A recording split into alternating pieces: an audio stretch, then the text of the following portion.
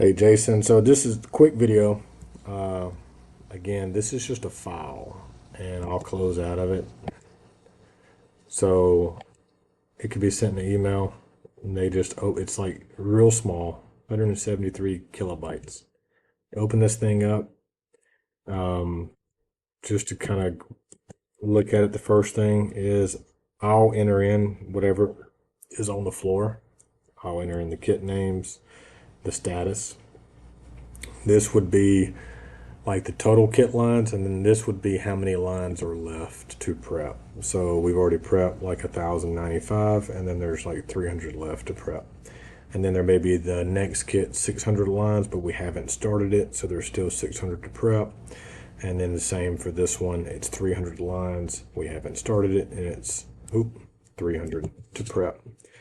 So, and then right here, let's say that there was a kit that had like, we got 450 still left. Let's say it's 45 lines and it's 10 orders left, or, we got 450 lines still in picking. And then let's say that we still have 200 lines in verification. So these are just kits.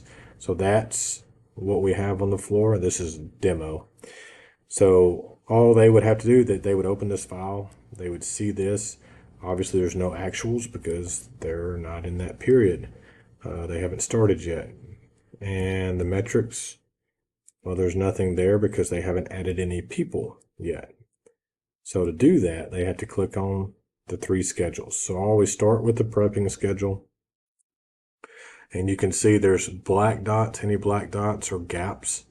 So they've got 3 people prepping here, 3 here, 3 here, and then they would be done with everything they have if everybody hit the standard. But let's say we only go with 2 prepping and 2 prepping and 2 prepping.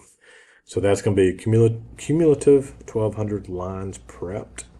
And so that's a, there you go for your preppers. Now, when it comes to picking, there's 1,234 lines picking. Now, if I went and added a second person, it may create a gap, it may not. So if I do that, it didn't. So that's good. We can do it again.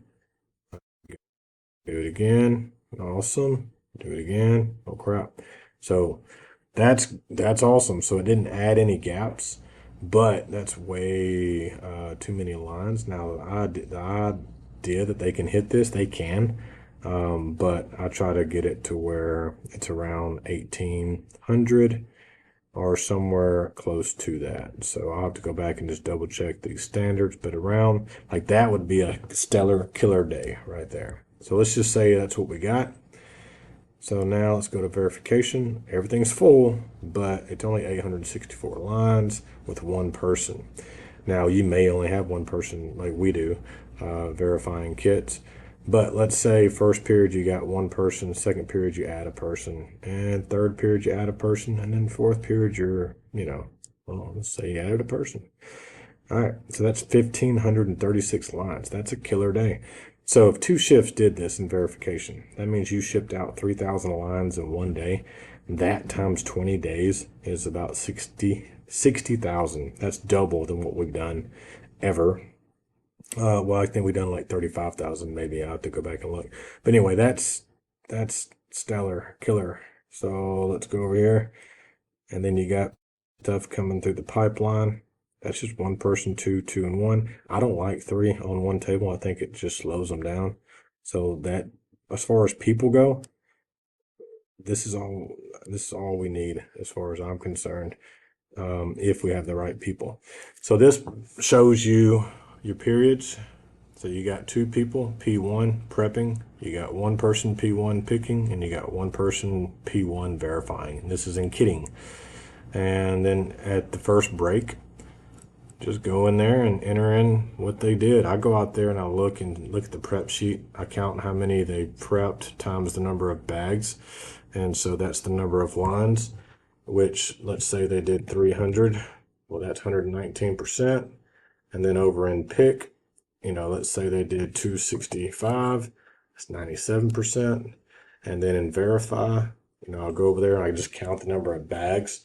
And, let's say they did, 8 bags or 9 bags, and there's 21 per bag. Well, that's terrible math. So 9 times 20. So let's say they did 180.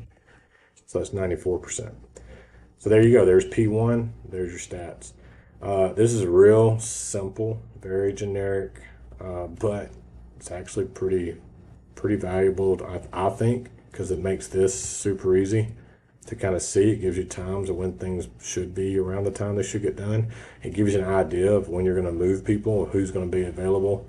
It just gives us something to look at to kind of see if it's accurate, see where we can tweak it, and also, if we go on here and this is not something that's going to make or break the team or anything like that, but let's say that we do have somebody verifying, and then we get this.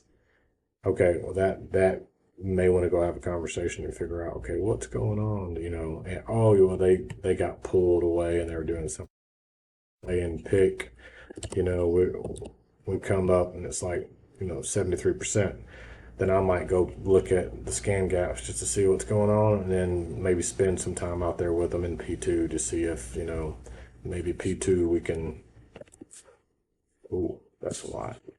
In P2 we can pick it up, and then maybe P3 do a little bit better, so to make up for that. But anyway, so it just kind of gives as a lead, even that could use this, or the manager, just a tool to kind of keep a check. It'd be a good thing for a lead to go out there and to collect these numbers and enter them in, and then that way the supervisor can just kind of give a spot check, and they'll know if they need to maybe look and see if there's maybe something that needs to be discussed or addressed. All right, thanks, man.